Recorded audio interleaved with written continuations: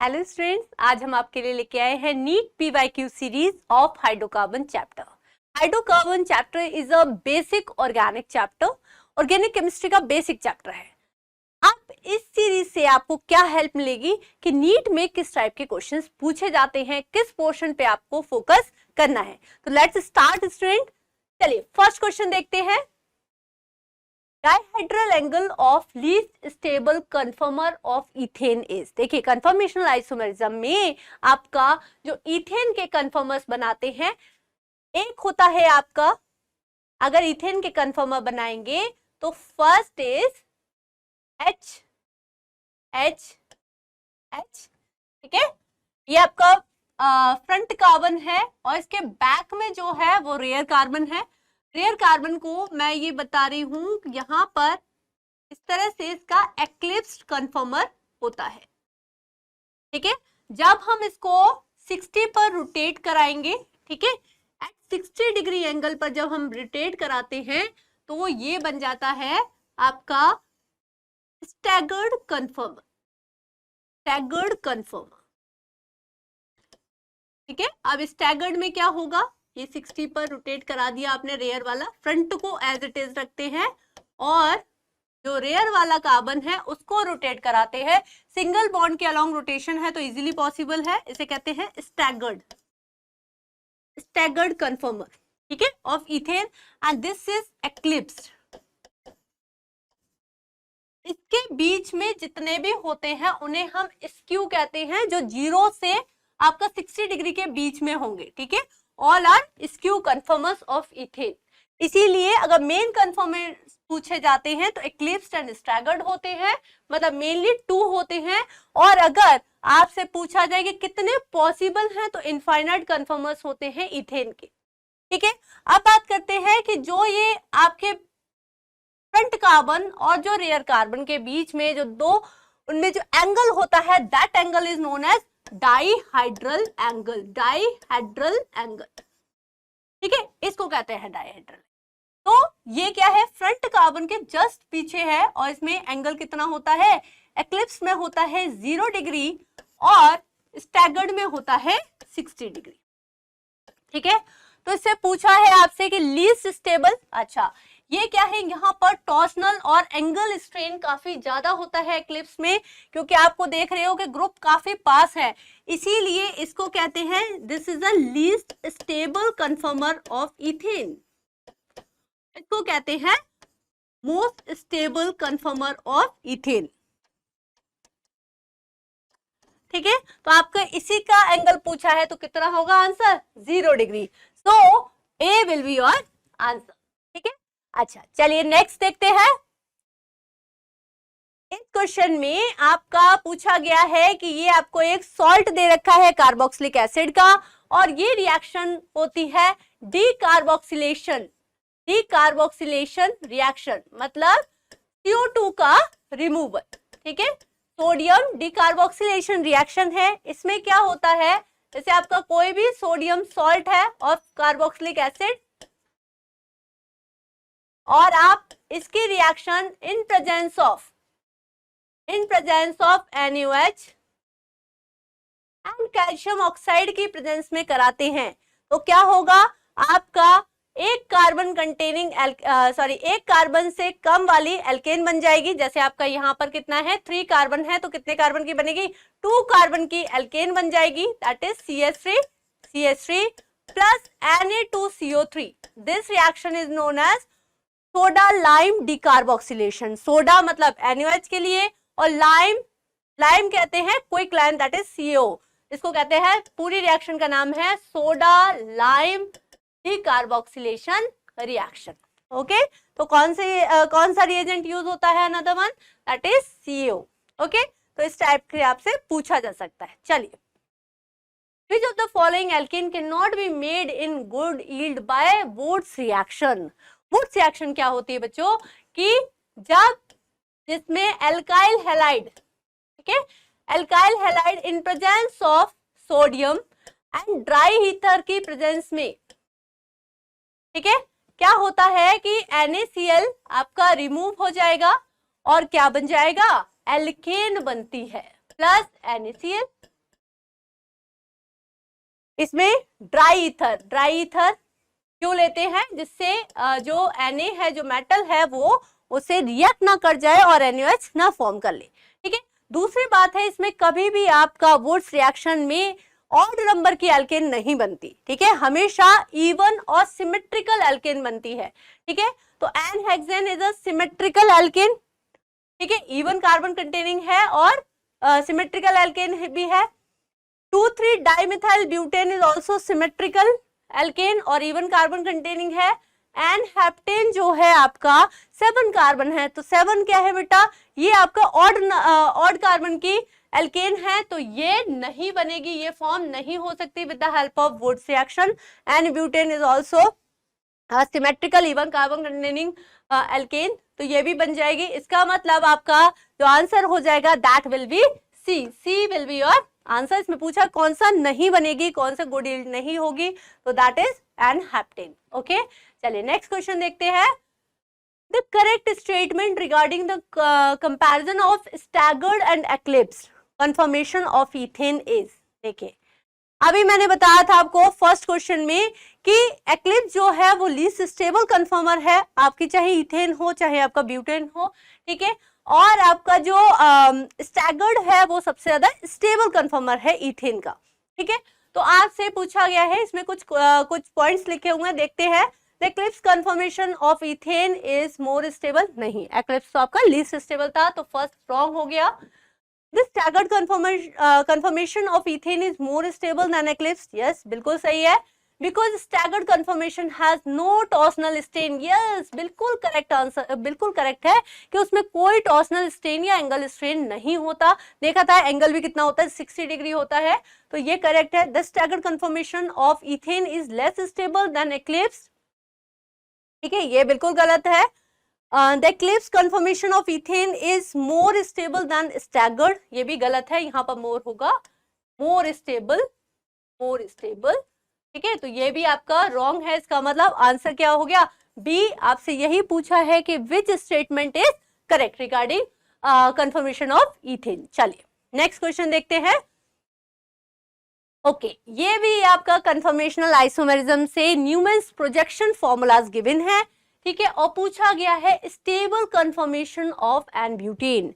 N butane में आपको पता होना चाहिए कि इस तरह से फ्रंट कार्बन में CH3HH और रियर कार्बन में CH3HH, ठीक है, तो इस तरह से अगर हम देखेंगे एन ब्यूटेन का, तो ये आपका CH3CHH और ये आपका यहाँ पर आपका CH3HH, तो this is an butane, this is front carbon, first carbon है और ये सेकंड कार्बन है। इन दोनों के फर्स्ट और सेकंड के बीच में हमने इस कार्बन को माना है और इस कार्बन के अलोंग रोटेट कर रहे हैं, तब ये न्यूमैन्स प्रोजेक्शन फॉर्म होते हैं, ठीक है। तो इसमें ये आपका है जो ये स्टैगर्ड फॉर्म है, 60 डिग्री पर जो रोटेट कराया हमने, ठीक है। दिस इज एक्लिप्स, ये आपका एक्लिप्स फॉर्म है। It is also known as complete eclipse. इसमें तो जो थीटा है that is dihedral angle, that is 0 degree, ठीक है। ये आपका दिस इज कंप्लीट या फुली एक्लिप्स, इसको बोल सकते हैं हम फुली एक्लिप्स, ठीक है। This conformation is partial eclipse,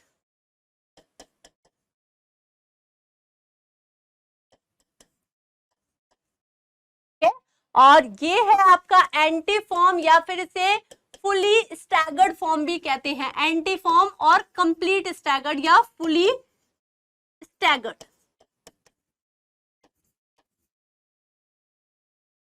ठीक है। दिस इज ये आपका जो है स्टैगर्ड फॉर्म है, ठीक है, या फिर इसे गॉच भी कहते हैं, गॉच भी कहते हैं।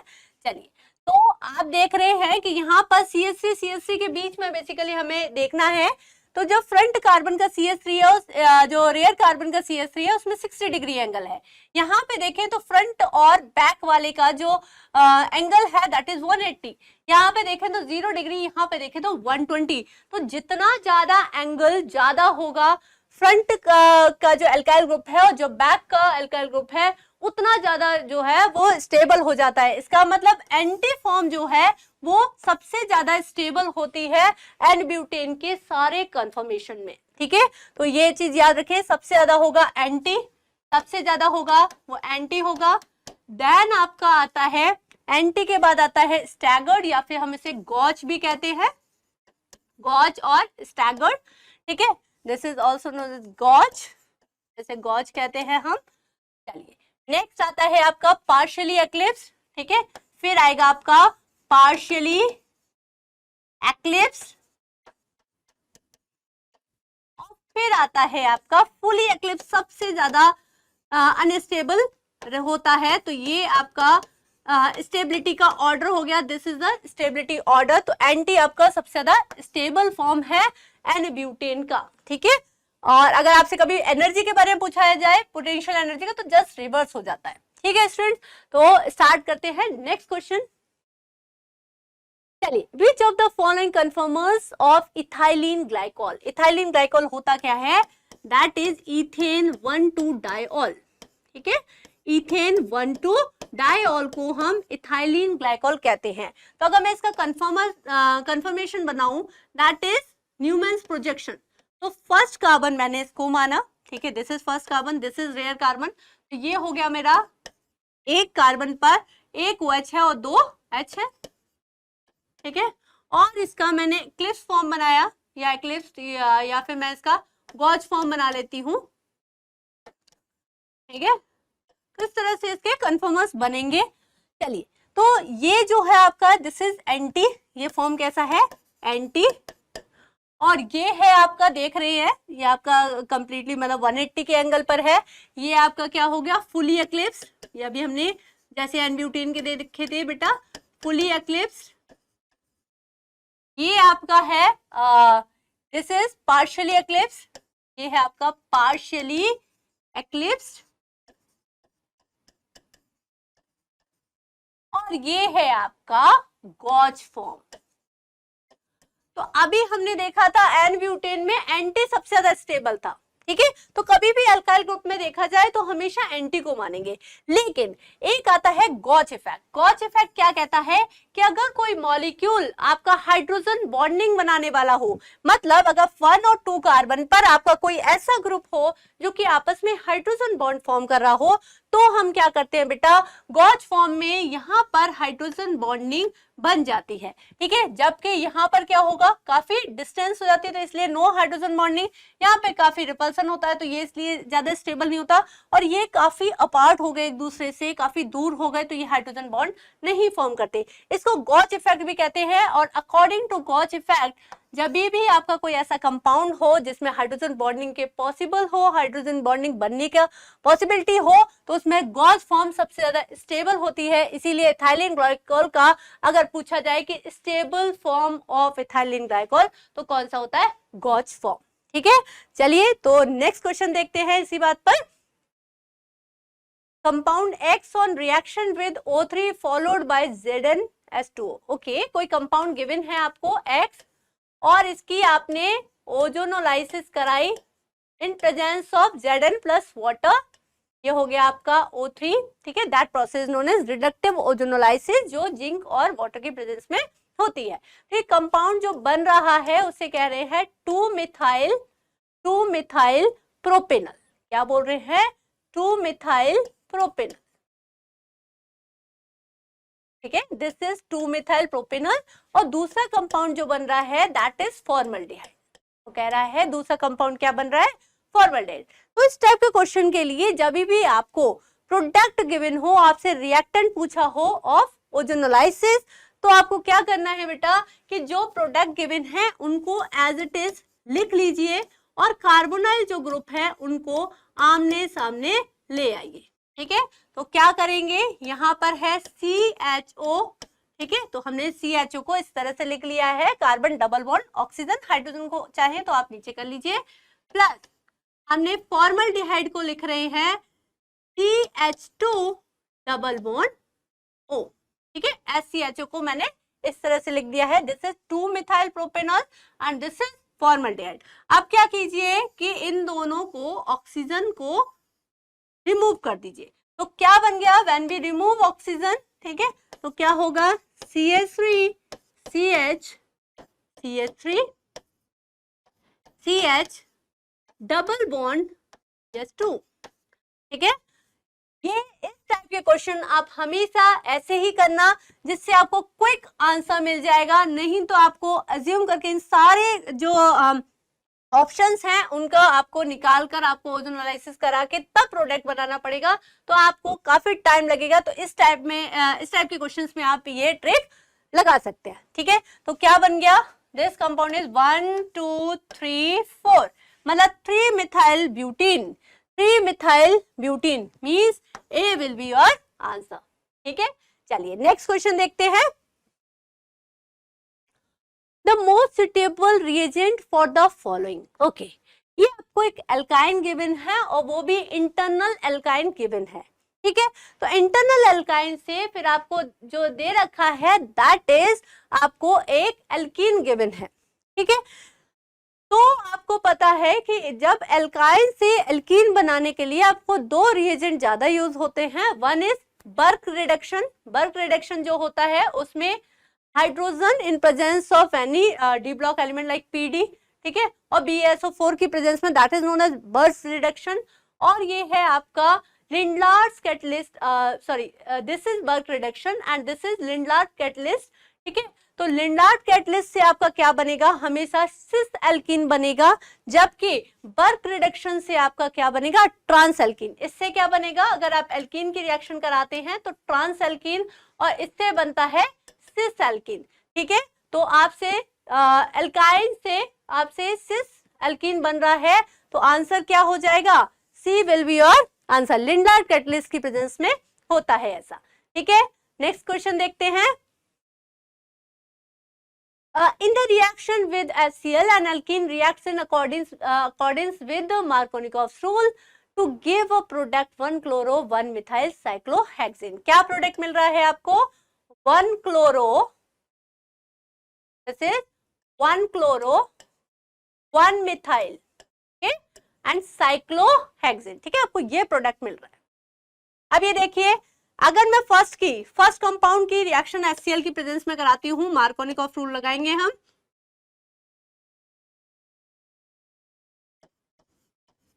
ठीक है। तो इसमें क्या होगा कि अगर मैं HCl की प्रेजेंस में रिएक्शन कराऊंगी, ठीक है, ये बॉन्ड इस तरह से ब्रेक होगा और यहाँ पे क्या आ गया नेगेटिव, यहाँ पे आ गया पॉजिटिव, ठीक है। तो H+Cl-, वैसे भी मार्कोनिकॉफ ये रूल ये बोलता है कि negative part attach with that carbon atom of double bond और triple bond which contains lesser hydrogen. तो यहाँ पर क्या है, एक भी हाइड्रोजन नहीं है, यहाँ पर 2 हाइड्रोजन है। आप उससे या फिर रिएक्शन मैकेनिज्म से कराना चाहते हैं तो आपका इसका प्रोडक्ट बन गया क्या, यहाँ पर आपका H इधर अटैच हो गया और Cl इधर, मतलब CH3, और यहाँ पर आ गया Cl, मतलब इससे आपका ये बन रहा है। सेकेंड कंपाउंड देख लेते हैं। सेकेंड अगर हम देखें ऑप्शन बी को अगर मैं देखूं तो यहाँ पर है आपका CH3, ठीक है, इससे आपका ये बन रहा था। चलिए इसमें देखिए, अगर मैं HCl की रिएक्शन कराती हूं, ठीक है, तो नेगेटिव पार्ट आपका यहाँ पर ये पॉजिटिव, ये नेगेटिव पार्ट वहां पे अटैच होगा जहां पे ज्यादा कार्बन है और पॉजिटिव पार्ट वहां पर जहां पर कम कार्बन है, ठीक है, सॉरी नॉट कम कार्बन, यहाँ पर पॉजिटिव पार्ट जो है वो वहां पे अटैच होगा जहां पे ज्यादा हाइड्रोजन है और नेगेटिव पार्ट वहां पे अटैच होगा जहां पर कम हाइड्रोजन है। तो यहाँ पर देख रहे हैं आप कि एक भी हाइड्रोजन नहीं है, तो इससे भी आपका क्या बन गया, वैसे भी आप एक सेकेंड, ये आपका यहाँ पर CH3 और यहाँ पर आ गया Cl और H यहाँ पे अटैच हो गया, जो कि हमें शो करने की जरूरत नहीं है, ठीक है। तो इससे भी आपका यही कंपाउंड बन रहा है 1-chloro 1-methyl cyclohexane।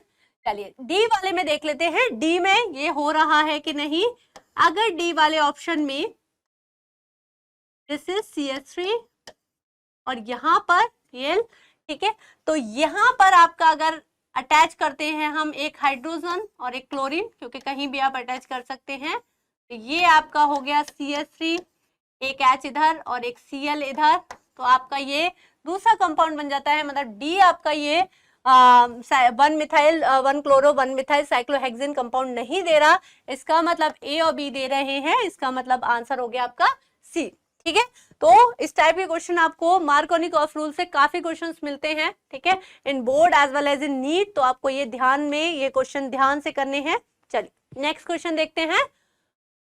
Which of the following is not the product of this? ठीक है, तो ऑफ डिहाइड्रेशन, अगर आप इसका डिहाइड्रेशन कराते हैं, इस कंपाउंड का अगर आप डिहाइड्रेशन कराते हैं, दिस इज इस तरह से, और यहाँ पर 1 methyl and sorry not 1 methyl, this is OH। ठीक है, अगर आप इसका डिहाइड्रेशन कराते हैं, ठीक है, इन प्रेजेंस ऑफ कॉन्सेंट्रेटेड H2SO4, तो क्या होगा, अल्फा से आपका OH ग्रुप निकलेगा, और बीटा, बीटा कौन सा है, बीटा आपका एक ये है, एक आपका बीटा ये है, और एक आपका बीटा ये है, एक आपका बीटा ये है। चलिए ठीक है, आप यहां पर देखिए, अगर मैं यहां से OH और यहां से H निकालती हूं, ठीक है, तो मेरा ये बन जाएगा,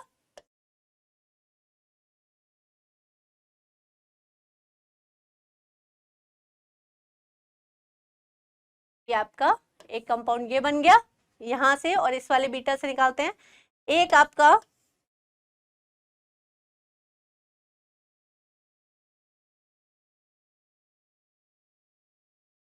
एक ये वाला बन गया, ठीक है, एक ये वाला बन गया, और एक आप ऊपर से निकालते हैं, अगर एक आप इस तरह से अल्फा से OH और बीटा से H,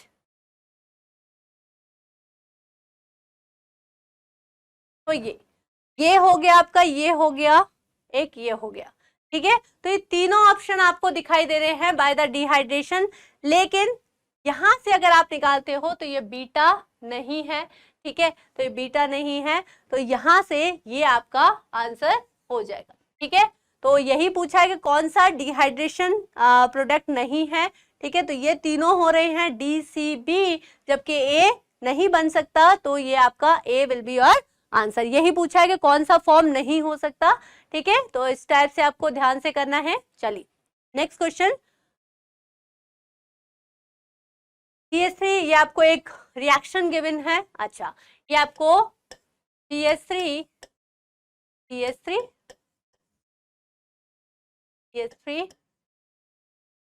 CH double bond CH2, ठीक है, और ये आपका एसिडिक डिहाइड्रेशन प्रोसेस है, इन presence of acid acidic hydration process है। इसमें क्या होता है कि सबसे पहले ये क्या होगा, H+ की प्रेजेंस में ये जो है वो क्या होगा, बॉन्ड पोलराइज होगा, तो क्या हुआ, CH3 यहाँ पर CH पॉजिटिव चार्ज, और ये बॉन्ड पोलराइज होके CH2 नेगेटिव चार्ज, यहाँ पे क्या हो गया, H+ से अटैक कर गया, अटैक करने के बाद क्या बनेगा, CH3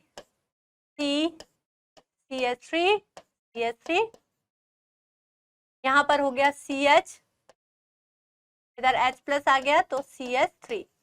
अब देखिए क्या इससे मोर स्टेबल कार्बोकेटाइन बन सकता है, यहाँ पर अगर आप हाइपोकॉन्जुगेबल हाइड्रोजन देखेंगे तो केवल 3 हाइपोकॉन्जुगेबल हाइड्रोजन है, यहाँ पे एक भी नहीं है, यहाँ पे हो गए 3 हाइपोकॉन्जुगेबल हाइड्रोजन, मतलब इस कार्बोकेटाइन में क्या हो सकता है, रीअरेंजमेंट, तो रीअरेंजमेंट होगा, रीअरेंजमेंट का मतलब होता है कि लेस स्टेबल कार्बोकेटाइन से मोर स्टेबल कार्बोकेटाइन बनेगा, तो रीअरेंजमेंट अगर मैं देखूं तो इसमें हो सकता है रीअरेंजमेंट, तो rearrangement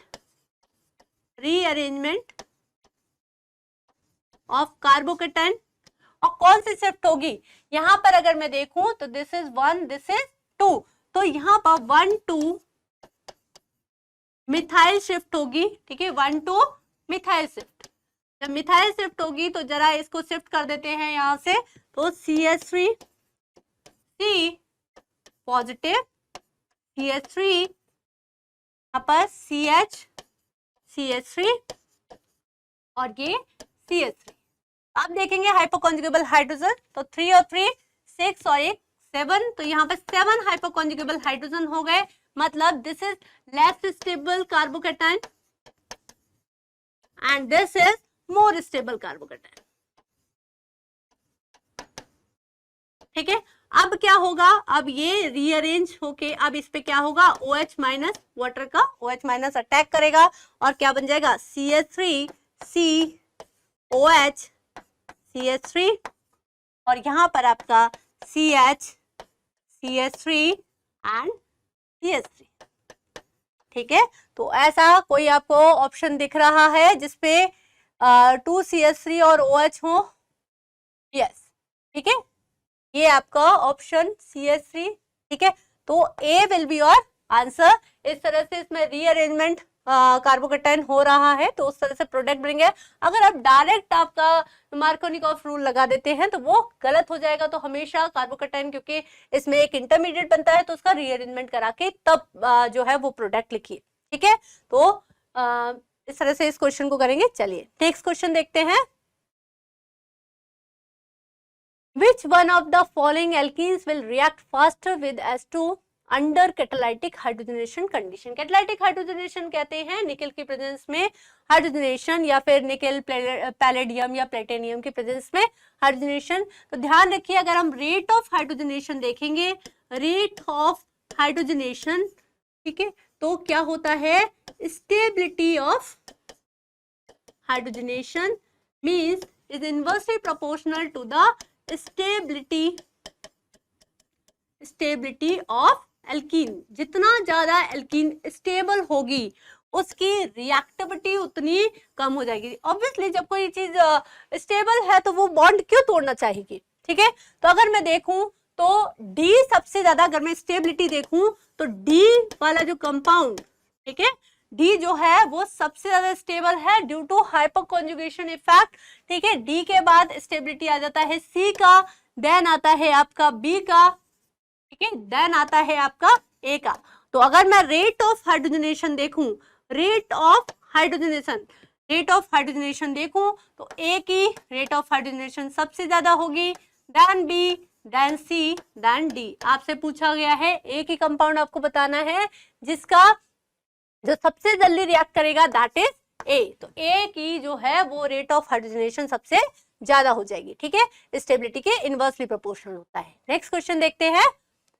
reaction of HBr with propene in presence of peroxide gives. ठीक है, प्रोपीन की, तो पहले हम इसको प्रोपीन की अगर मैं HBr के साथ रिएक्शन कराऊं in presence of peroxide, this is known as peroxide effect और खरास इफेक्ट। खरास इफेक्ट क्या कहता है कि negative part of the reagent attach with that carbon atom of double bond और triple bond which contains more number of hydrogen. मतलब ये आपका CH3CH2 single bond CH2Br, मतलब नेगेटिव पार्ट वहां पे अटैच होगा जहां पर ज्यादा हाइड्रोजन है अलोंग द डबल बॉन्ड, और positive part that is H वो वहां पे अटैच होगा जहां पर कम हाइड्रोजन है। इसे कहते हैं खरास इफेक्ट। ठीक है, चलिए तो कौन सा क्या बन रहा है आपका, एन प्रोपाइल ब्रोमाइड जो है वो फॉर्म हो रहा है, तो D will be your answer. ठीक है, चलिए next question, which reagent converts propene to 1 propanol. ठीक है, ये एनसीईआरटी में आपको बहुत डिस्क्रिप्टेड वे में ये वाली रिएक्शन गिवन है। ये रिएक्शन प्रोपीन से CH3CH डबल बॉन्ड CH2। अगर आप हाइड्रोबोरेशन ऑक्सीडेशन रिएक्शन कराते हैं इन presence of B2S6 H2O2 in basic medium, ये एक ऐसी रिएक्शन है जिसकी मैकेनिज्म में आपका मार्कोनिकॉफ रूल फॉलो होता है, लेकिन अगर आप इसका प्रोडक्ट बनाना चाहते हैं तो ये एंटी मार्कोनिकॉफ के अकॉर्डिंग इसमें वाटर का एडिशन करा दीजिए। एंटी मार्कोनिकॉफ क्या कहता है कि वाटर का जो OH माइनस है, ठीक है, नेगेटिव पार्ट अटैच्ड होगा कहां पर, जहां पर ज्यादा हाइड्रोजन है, और positive part of water attached जहां पर कम हाइड्रोजन है। ठीक है, तो क्या हो जाएगा CH3 CH2CH2OH, ठीक है। तो क्या बन गया, प्रोपेनॉल। ये किसकी वजह से होता है, that is this reaction is known as hydroboration oxidation, ठीक है। तो इसमें ये प्रोडक्ट बनता है। अगर आपका फर्स्ट जो दे रखा है, अगर आप फर्स्ट रिएजेंट से कराएंगे, that is H+ in presence of, मतलब वाटर की reaction in presence of acid, मतलब hydration of, this is known as catalytic hydration. तो इसमें क्या होगा बेटा, नेगेटिव पार्ट वहां पे अटैच करते हैं जहां पर कम हाइड्रोजन है, मार्कोनिकॉफ रूल लगेगा और इसमें बन जाएगा 2-प्रोपेनॉल, 2-प्रोपेनॉल। और सेम रिएक्शन इसमें, लेकिन आपका क्या होगा, इसमें कार्बोकेटाइन बनता है और इसमें भी, ठीक है, ऑक्सीमर्क्यूरेशन डीमर्क्यूरेशन, जो ये रिएजेंट है दैट इज ऑक्सीमर्क्यूरेशन डीमर्क्यूरेशन है। तो इसमें Hg2+ इन प्रेजेंस ऑफ ये आपका NaBH4 और वाटर, इसमें भी आपका मार्कोनिकॉफ रूल ही लगता है, लेकिन इसमें कार्बोकेटाइन फॉर्म नहीं बनता, फॉर्म नहीं होता। इसका मतलब दोनों में प्रोडक्ट यही मिलेगा, जबकि हाइड्रोबोरेशन ऑक्सीडेशन में आपका एंटी मार्कोनिकॉफ रूल से आप वाटर का एडिशन करा दीजिए तो आपको प्रोडक्ट मिल जाएगा। तो यही पूछा है, प्रोपीन टू प्रोपेनॉल, जबकि इससे क्या बन रहा है, propene to propane two ol, ठीक है। तो B will be your answer, ठीक है। चलिए नेक्स्ट क्वेश्चन देखते हैं। In reaction CH2 double bond CH2 hypochlorous acid, ठीक है, CH2 double bond CH2 hypochlorous acid होता है HOCl। इसमें भी आप मार्कोनिकॉफ रूल लगा सकते हैं, लेकिन क्योंकि यहाँ पे सिमेट्रिकल एल्कीन है तो कोई फर्क पड़ेगा नहीं। मतलब यहाँ पर OH- और Cl+, आप कार्बन से डबल बॉन्ड को तोड़ के एडिशन कर दीजिए, CH2 सिंगल बॉन्ड CH2, एक जगह OH और एक जगह Cl, ठीक है। अब अगर आप इसका एक्वस यहाँ पे, क्योंकि डाइहाइड्रोक्सिलेशन हो रहा है, तो अगर आप एक्वस NaHCO3 सोडियम बाइकार्बोनेट से रिएक्शन कराते हैं तो ये Cl जो है वो OH में कन्वर्ट हो जाएगा, ठीक है। तो ये आपका इथाइलिन ग्लाइकॉल बन जाएगा, ठीक है। तो आपसे यही पूछा है कि कौन से रिएजेंट, एक तो हाइपोक्लोरस एसिड और R क्या है, R क्या है, एक्वस NaHCO3, ठीक। तो क्या आंसर हो गया आपका, एक तो आपसे प्रोडक्ट पूछा है, एक तो ये, ठीक है, और आपसे पूछा है R क्या है, तो R आपका होगा aqueous NaHCO3, so D will be your answer, ठीक है। चलिए, the reaction CH2 double bond CH3 HBr, ठीक है, ये आपको मिल रहा है, मतलब, ठीक है, ये आपको क्या हो रहा है, HBr है, कोई पेरोक्साइड वगैरह गिवन नहीं है, इसका मतलब क्या होगा, CH2 double bond CH3 plus HBr। तो आपको क्या करना है, सिंपली मार्कोनिकॉफ रूल लगा देना है। मार्कोनिकॉफ रूल क्या बोलता है कि नेगेटिव पार्ट वहां पे अटैच होगा जहां पर कम हाइड्रोजन है, मतलब CH2 डबल बॉन्ड, यहाँ पे हो गया, और पॉजिटिव पार्ट जहां पे ज्यादा हाइड्रोजन है अलोंग द डबल बॉन्ड, तो यहाँ पे हो गया CH और यहाँ पे हो गया Br और ये हो गया आपका CH3, ठीक है। तो बन गया 2-ब्रोमो-प्रोपेन, ठीक है, 2-ब्रोमो-प्रोपेन।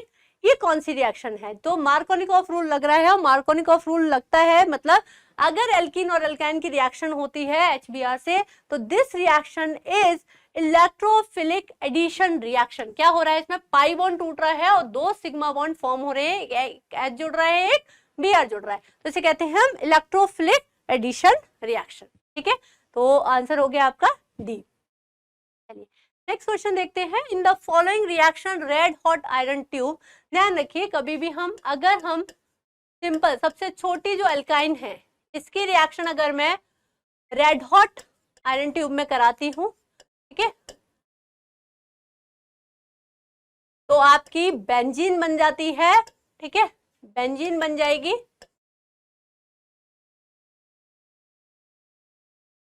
ठीक है। लेकिन अगर आप प्रोपाइन लेते हैं और उसमें रेड हॉट आयरन ट्यूब लेंगे तो ये आपको देगा मेसिटाइलिन,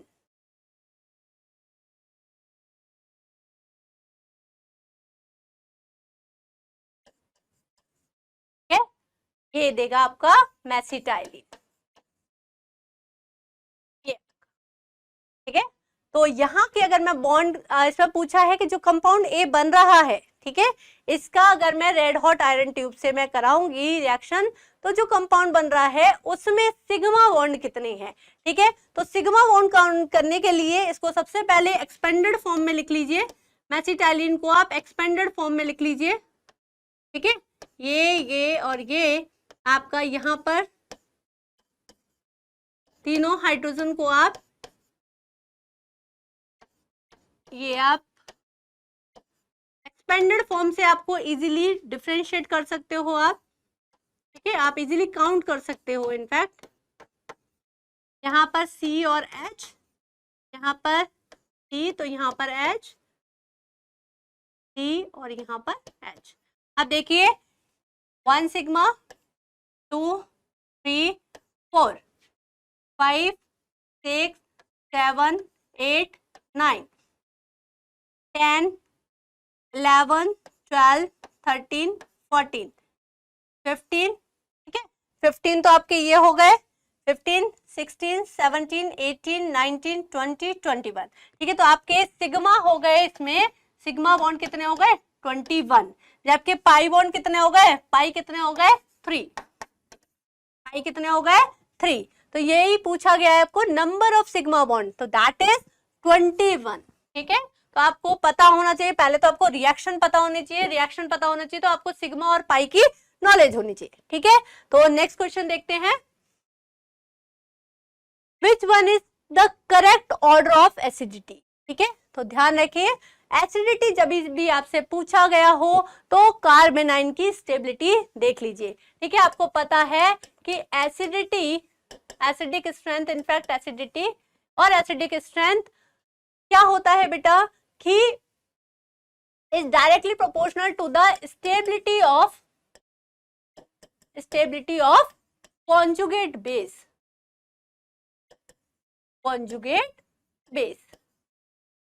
तो अगर मैं देखूं कॉन्जुगेट बेस में तो CH, triple bond CH, ethyne का अगर मैं कॉन्जुगेट बेस देखूं मेरा ये बनेगा।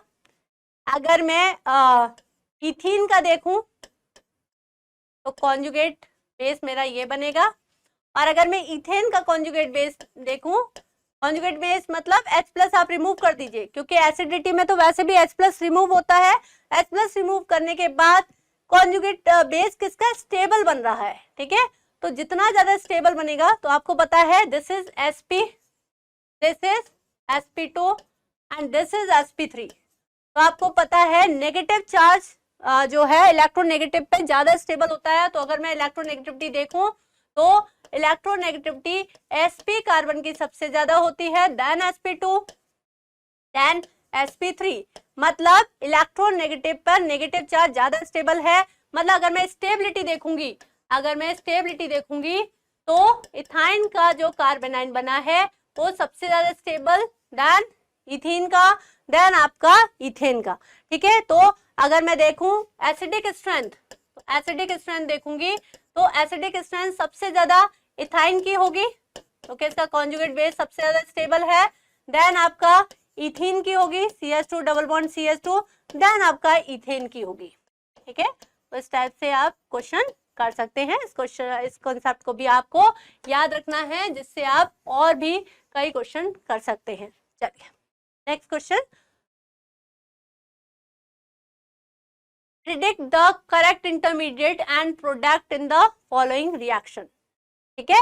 तो इसमें आपको H+ H2SO4 दे रखा है, देन इंटरमीडिएट दे रखा है, ठीक है। तो ये आपका है ऑक्सीमर्कुरेशन, डीमर्कुरेशन। इसमें देखिए आपका क्या होगा, CH3 C triple bond CH, ठीक है। आप इसमें आपका ये, अब इसमें आपका सबसे पहले क्या करो, इसमें वाटर का एडिशन करा दीजिए अकॉर्डिंग टू मार्कोनिकॉफ रूल। तो अगर मैं वाटर का एडिशन कराऊंगी तो नेगेटिव पार्ट वहां पे अटैच होगा जहां पे कम हाइड्रोजन है, और पॉजिटिव पार्ट वहां पर जहां पे ज्यादा हाइड्रोजन है। तो वाटर का एडिशन करा दीजिए अकॉर्डिंग टू मार्कोनिकॉफ रूल। तो क्या बन गया, डबल बॉन्ड और ये CH2। अब आपको पता है दिस इज इनॉल फॉर्म, इनॉल से कीटो आपका एक कार्बन का ज्यादा स्टेबल होता है, तो अगर इसको मैं टॉटोमराइज कर दूंगी, टॉटोमराइजेशन होगा, इससे मोर स्टेबल फॉर्म बनेगी और क्या होगा, ये आपका CH3 डबल बॉन्ड O और ये CH3 आपका ये बन गया, ठीक है। तो फाइनल प्रोडक्ट आपका एसीटोन हो जाएगा और आपका मिडिल प्रोडक्ट आपका इनॉल बनेगा। तो आपसे पूछा है कि इंटरमीडिएट और प्रोडक्ट, तो इंटरमीडिएट हो गया आपका ये और प्रोडक्ट हो गया आपका acetone. So C will be your answer, ठीक है। चलिए, the pair of electrons in the given carbanion is present in which of the following orbitals? देखिए, CH3 T triple bond C, किसका कॉन्जुगेट बेस है, ठीक है। तो this is the conjugate base of CH3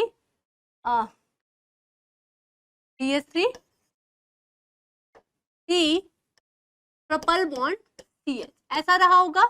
इसमें से एक H प्लस रिमूव हो गया तो ये कॉन्जुगेट बेस बन गया। अब ये जब था तब इसका हाइब्रिडेशन क्या था, sp, क्योंकि 2 सिग्मा बॉन्ड, तो हाइब्रिडेशन क्या हो जाता है sp। अभी क्या हो रहा होगा, ये sp ऑर्बिटल में ही आपका ये इलेक्ट्रॉन ये H प्लस के फॉर्म में निकल गया और ये आपका क्या रहा कि यहाँ पर sp ऑर्बिटल में ही इलेक्ट्रॉन्स रहे होंगे, ठीक है। अभी भी इसका जो हाइड्रोजन जब निकला तो ये जो इलेक्ट्रॉन्स हैं वो भी किस में रहे होंगे, sp ऑर्बिटल में ही रहे होंगे, ठीक है। This is sp। अब sp क्या करेगा, हर जो ऑर्बिटल है वो अपने लोब को इक्वल करना चाहता है, ठीक है। तो इक्वल लोब करने की कोशिश करेगा, लेकिन यहाँ पर क्या है बेटा, यहाँ पे रिपल्सन है, पाई इलेक्ट्रॉन क्लाउड प्रेजेंट है, तो ये अपनी लोब को इक्वल नहीं कर पाएगा। तो स्टिल अभी इसका हाइब्रिडेशन क्या हो गया, sp हो गया, ठीक है। अभी भी इलेक्ट्रॉन्स किस में रहे, sp ऑर्बिटल में ही रहे। या फिर आप ये देख सकते हो कि यहाँ पर ये सिग्मा इलेक्ट्रॉन्स और यहाँ पर एक सिग्मा, तो अगर 2 सिग्मा होते हैं, मतलब एक सिग्मा और एक इलेक्ट्रॉन लोन पेयर रहता है, तो हाइब्रिडेशन क्या हो गया, sp होता है, ठीक है। तो इसे 2 तरीके से सोच सकते हैं। तो कौन सी ऑर्बिटल में है, sp ऑर्बिटल में प्रेजेंट है, ठीक है। चलिए नेक्स्ट क्वेश्चन देखते हैं। एक आपको सबसे पहले इथाइन दे रखा है, then NaNH2, then liquid ammonia के साथ रिएक्शन है, फिर आपका फिर दोबारा से सोडियम सोडा अमाइड के साथ रिएक्शन है, देन CH3 CH2Br। चलिए, तो यहाँ पे सीरीज ऑफ रिएक्शन गिवन है, CH, ठीक है। आप इसकी क्या कराई हमने, NaNH2 की प्रेजेंस में कराई। आपको पता है this is a strong base, strong base है तो ये क्या करेगा, एसिडिक हाइड्रोजन को रिमूव करेगा। तो ये आपकी कंपाउंड हो गया C नेगेटिव और यहाँ पर Na पॉजिटिव, हाइड्रोजन के फॉर्म में ये निकल गया H, ठीक है। अब इसकी रिएक्शन फिर से एल्काइल हैलाइड से कराई, CH2Br, तो क्या हो गया, यहाँ पर सब्स्टिट्यूशन हो गया, ये आपको यहाँ पे अटैक करेगा और ये Br नेगेटिव निकल जाएगा, मतलब CH3 CH2 और ये हो गया आपका C ट्रिपल बॉन्ड CH, ठीक है। क्या बन गया, ब्यूटाइन, जैसे ब्यूटाइन। अब इस ब्यूटाइन की रिएक्शन फिर से सोडा अमाइड से कराई इन प्रेजेंस ऑफ NaNH3, ठीक है। तो ये क्या हुआ, इसने भी एसिडिक हाइड्रोजन को हटा दिया, तो that is CH3 CH2 C triple bond C negative Na positive, ठीक है। अब इसकी फिर से हमने एल्काइल हैलाइड से कराई, एल्काइल हैलाइड से कराने पर CH3 CH2Br, फिर से सब्स्टिट्यूशन होगा, ये आपका अटैक करेगा इस पर और ये निकल जाएगा, सब्स्टिट्यूशन रिएक्शन हो जाएगी। तो क्या बन गया, CH3 CH2 C triple bond C CH2 CH3, तो क्या बन गया, ये हेग्स 3 आयन, ठीक है। तो हेग्स 3 आयन, फर्स्ट इज ब्यूटाइन, पहला बन रहा है ब्यूटाइन, एंड सेकेंड इज जो आपका लास्ट में बना है दैट इज हेक्साइन। वाई जो है आपका हेग्स 3 आयन है और आपका X जो है वो आपका ब्यूटाइन है, सो X 1 ब्यूटाइन और Y is 3 hexyne, so C will be your answer. ठीक है, चलिए नेक्स्ट क्वेश्चन देखते हैं। Base strength of CH3 CH2 negative CH2, okay ये मैं क्वेश्चन करा चुकी हूँ। देखिए जो भी स्टेबल कॉन्जुगेट बेस होते हैं वो काफी वीक होते हैं। ठीक है, तो एक और कॉन्सेप्ट यहाँ पर मैंने तो एक आपको बताया था कि acidic strength is directly proportional to the stability of conjugate base.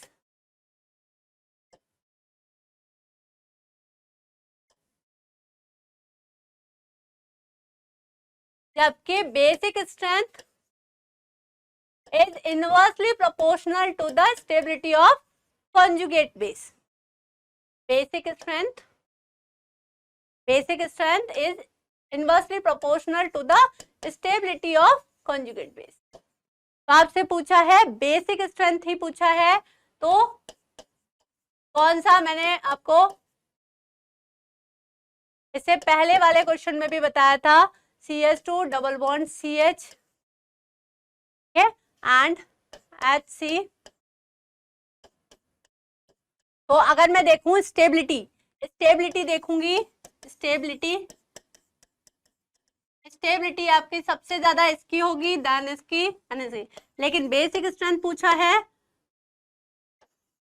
Basic strength अगर देखें तो सबसे अच्छा बेस कौन हो जाएगा, जिसकी स्टेबिलिटी सबसे कम है, मतलब इथेन का। ठीक है, कार्बोनाइन, देन इथाइल कार्बोनाइन, देन आपका CH2, देन आपका सबसे कम बेसिक होगा इथाइन का कार्बोनाइन। ठीक है, तो इस तरह से आपसे तो यही पूछा है 1 2 और 3, तो 1 सबसे ज्यादा, 1 then 2 then 3, so B will be your answer. ठीक है, इस कॉन्सेप्ट को अच्छे से कर लीजिए, कभी एसिडिक स्ट्रेंथ पूछी आती है, कभी बेसिक स्ट्रेंथ पूछी आती है। ठीक है, तो ध्यान रखिए इस क्वेश्चन का। चलिए नेक्स्ट क्वेश्चन देखते हैं। which compound among the following is not an aromatic compound। ठीक है, एरोमेटिक या एंटो एरोमेटिक कभी भी पूछा जाए तो एरोमेटिसिटी जो है वो हकल्स रूल को फॉलो करती है। किस रूल को? हकल्स रूल को। ठीक है, हकल्स रूल क्या कहता है कि सबसे पहले कंपाउंड साइक्लिक होना चाहिए। सेकंड है कंपाउंड शुड बी प्लेनर, मतलब उसका हर कार्बन एटम या हर एटम क्या होना चाहिए, आइदर sp2 हाइब्रिडाइज और sp हाइब्रिडाइज होना चाहिए। थर्ड है 4n+2 is equal to pi electrons, मतलब जहां पर पाई की वैल्यू है, पाई की वैल्यू आपकी n, जहां पर n की वैल्यू 0 1 2 3 एंड सो ऑन। ठीक है, तो देख रहे हैं हम फर्स्ट कंपाउंड अगर मैं देखती हूँ तो साइक्लिक है, दूसरा इसका हाइब्रिडाइजेशन भी, क्योंकि ये क्या है आपका इलेक्ट्रॉन क्या करेगा, डिलोकलाइज होगा, तो ये पाई इलेक्ट्रॉन की तरह बिहेव कर रहा है। इसका मतलब यहाँ का जो हाइब्रिडाइजेशन होगा दैट इज sp2, तो हर मॉलिक्यूल आपका sp2 है। ठीक है, सारा हर कार्बन आपका sp2 है, तो प्लेनर भी हो गया। ठीक है, और आपका साइक्लिक भी है।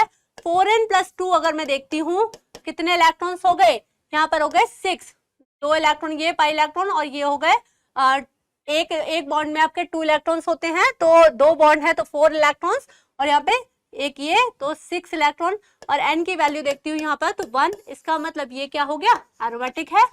दूसरा कंपाउंड देखती हूँ मैं तो सेम है आपका। ठीक है, हर साइक्लिक है, प्लेनर है, हर कार्बन जो है वो sp2 हाइब्रिडाइज है। ठीक है, और दूसरा अगर मैं 4n+2 करके देखूं, लास्ट वाला पॉइंट दैट इज 6 इलेक्ट्रॉन, तो इसमें भी n की वैल्यू 1 आ गई, जो कि हकल रूल को फॉलो कर रहा है। इसको देखो तो आपका साइक्लिक है, प्लेनर है, क्योंकि हर मॉलिक्यूल, हर कार्बन जो है आपका sp2 हाइब्रिडाइज है। अगर मैं इसको देखूं 4n+2 is equal to 2 electron. ठीक है, तो n की वैल्यू आपकी 0 आ गई, मतलब n की वैल्यू अगर 0 आ रही है तो हकल्स रूल को फॉलो कर रहा है, इसका मतलब ये भी आपका एरोमेटिक हो गया। आपसे पूछा है, अच्छा ये देखिए साइक्लिक है लेकिन प्लेनर नहीं है क्योंकि this carbon is sp3 hybridise. मतलब हमारा कंपाउंड क्या होना चाहिए, साइक्लिक, प्लेनर और 4n+2 is equal to pi electrons. तो ये sp3 हाइब्रिडाइज है, इसका मतलब ये प्लेनर टी को ब्रेक कर रहा है, तो ये आपका एरोमेटिक नहीं होगा। सो आपसे यही पूछा है कि कौन सा कंपाउंड एरोमेटिक नहीं है, that is D will be your answer. चलिए नेक्स्ट क्वेश्चन देख लेते हैं। Among the following compound, the one that is most reactive towards electrophilic nitration. Electrophilic nitration क्या होता है कि बेंजीन और उसके डेरिवेटिव्स, बेंजीन और उसके डेरिवेटिव्स की रिएक्शन अगर हम concentrated H2SO4 and concentrated HNO3 से कराते हैं तो NO2 प्लस जो है वो आपका इलेक्ट्रोफाइल ऐड हो जाता है बेंजीन पर, ठीक है, क्योंकि बेंजीन आपकी इलेक्ट्रोफिलिक सब्स्टिट्यूशन रिएक्शन शो करती है। अच्छा, पूछ रहा है most reactive towards electrophilic nitration, क्योंकि इलेक्ट्रोफिलिक रिएक्शन है तो कौन सा होगा। ध्यान रखिए कि जो इलेक्ट्रॉन, अगर इलेक्ट्रोफाइल ऐड करने के लिए क्या होना चाहिए कि कंपाउंड पर आपको इलेक्ट्रॉन डोनर ग्रुप लगे होने चाहिए, क्योंकि इलेक्ट्रॉन जो इलेक्ट्रोफाइल है that is electron deficient in nature, electron deficient nature का होता है। तो जितना ज्यादा इलेक्ट्रॉन डोनर ग्रुप लगा होगा यहाँ पर, ठीक है, उतना ज्यादा इलेक्ट्रॉन डेंसिटी बढ़ाएगा, उतना फास्ट रिएक्शन होगी NO2 की, ठीक है। तो अगर मैं देखूं बेंजोइक एसिड, फर्स्ट ऑप्शन आपका बेंजोइक एसिड दे रखा है, बेंजोइक एसिड अगर देखूं मैं तो दिस इज कार्बोक्सिलिक एसिड, तो ये क्या करेगा, ये आपका इनफैक्ट इलेक्ट्रॉन विड्रॉ करेगा with the help of -R या -M, मतलब ये इलेक्ट्रॉन विड्रॉइंग ग्रुप है, तो ये नाइट्रेशन को फेवर नहीं करेगा, उतना फास्ट नहीं देगा। चलिए दूसरा अगर मैं देखूं NO2 that is nitrobenzene, second option मेरा नाइट्रोबेंजीन है। नाइट्रोबेंजीन भी क्या हो गया, -M इफेक्ट लगा रहा है, -M या -R, तो ये भी क्या हो गया, इलेक्ट्रॉन विड्रॉइंग ग्रुप हो गया, तो ये भी आपका क्या करेगा, नाइट्रेशन को फेवर नहीं करेगा, फास्ट नहीं करेगा। चलिए थर्ड है आपका टॉलिन, टॉलिन कहते हैं बेटा मिथाइल बेंजीन को, ठीक है। ये जो एल्काइल ग्रुप है ये आपका हाइपर कॉन्जुगेबल इफेक्ट लगा रहा है, which is electron donor in nature, which is electron donor, ठीक है। तो ये क्या करेगा, inside the ring electron density increase करेगा, इलेक्ट्रॉन डेंसिटी इंक्रीज करेगा तो NO2 प्लस के लिए ये क्या हो गया, फेवरेबल हो गया, ये NO2 जो है उसकी ऑर्थो और पैरा पोजीशन पर अटैक करेगा इजीली और फास्टर। नेक्स्ट है बेंजीन, बेंजीन पर तो कोई ग्रुप लगा ही नहीं हुआ है, तो अगर मैं देखूं तो सबसे ज्यादा फास्ट रिएक्शन होगी मिथाइल बेंजीन दैट इज टॉलिन में, फिर आपका बेंजीन में, फिर आपका होगा कार्बोक्सिलिक एसिड में दैट इज बेंजोइक एसिड में, फिर आपका होगा नाइट्रोबेंजीन में। तो आपसे पूछा है फास्ट रिएक्शन किसमें होगी या मोस्ट रिएक्टिव कौन है, दैट इज टॉलिन, क्योंकि जो CH3 ग्रुप लगा है that will produce hyper conjugation effect which is electron donating effect, ठीक है। चलिए नेक्स्ट क्वेश्चन देखते हैं। What products are formed when the following compound is treated with Br2 in the presence of FeBr3?